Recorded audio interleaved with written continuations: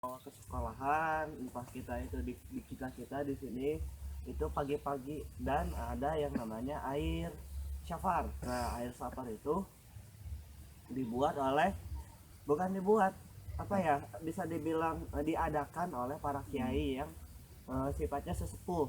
Kalau di sini sesepuhnya itu sendim, idim. Pak Idim. Kalau saya sih nyebutnya bilangnya Uwa karena saya dulu ngaji dan besar di situ gitu, bareng sama dia. Nah, kemudian selain itu, nah air sapar itu diminum, pertama diminum dengan membaca bismillah, minum, kemudian dimasuk ke muka, kemudian kalau bahasa apa ditetesin ke mata. Nah, itu fungsinya itu nggak tahu ya, karena itu mungkin sudah menjadi adat istiadat di kita seperti itu satu adat istiadatnya. Kemudian kalau muludan mungkin kalian pada tahu ya Iya. kemarin. Nah, kemarin muludan seperti itu.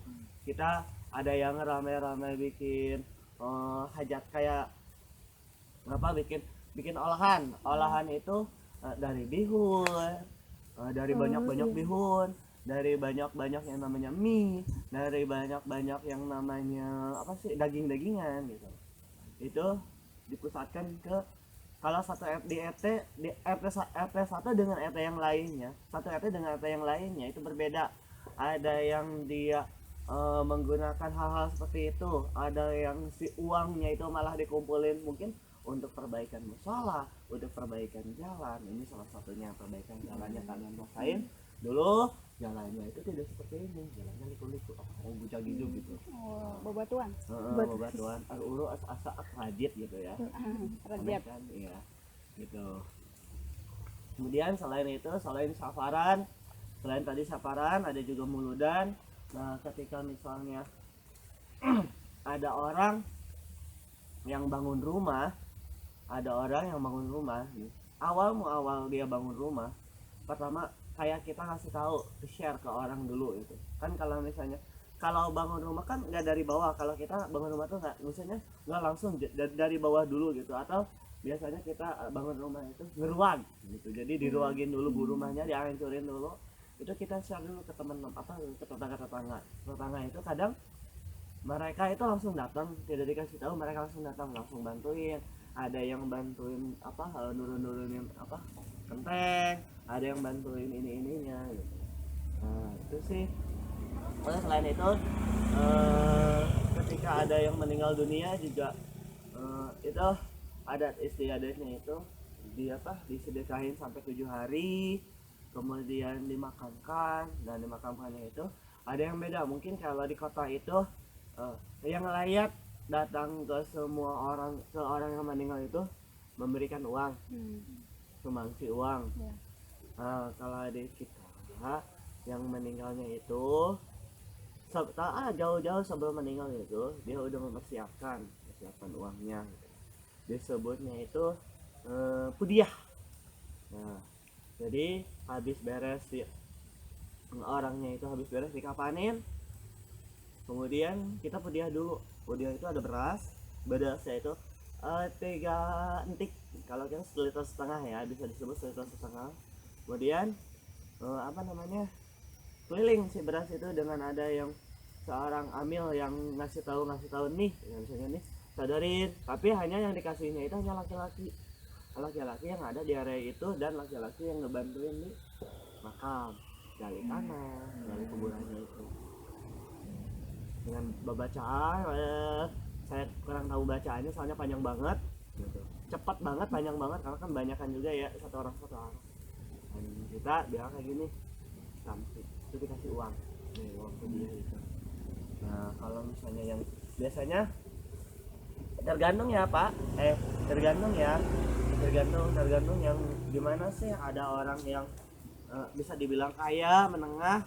Kalau orang kaya itu biasanya pudiannya itu sampai 50.000, sampai 100.000 gitu, dan sampai yang datang tuh banyak banget.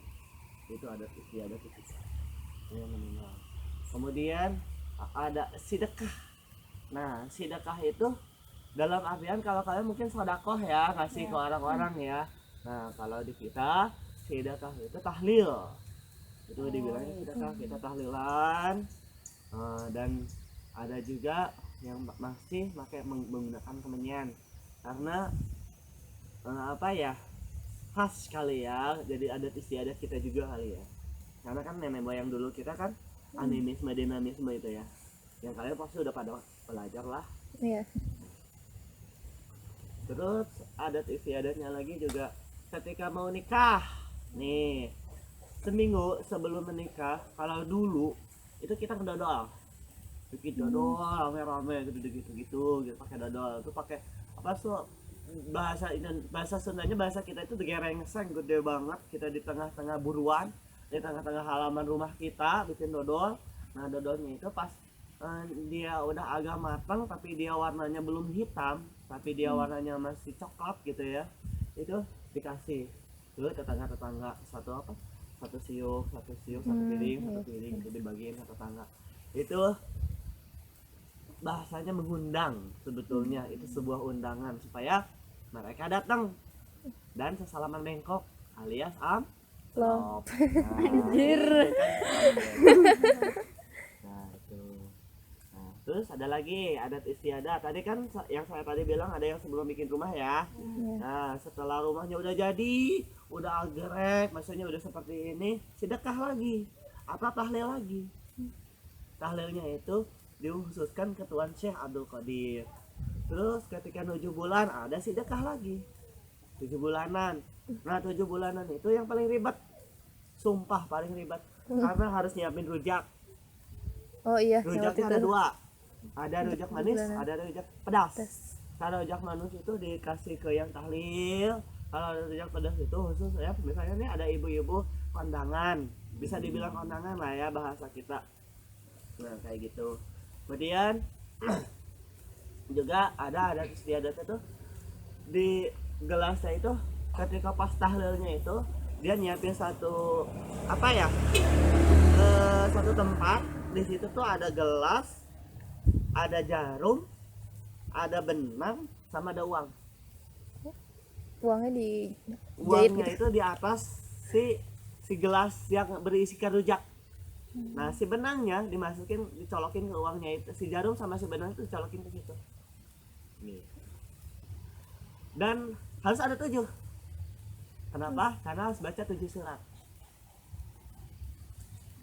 7 surat. Mau tahu suratnya apa aja? Mau. Share aja ya. Pertama Yasin, Tabarok, Waqiah, kemudian Maryam, Yusuf, kemudian apa?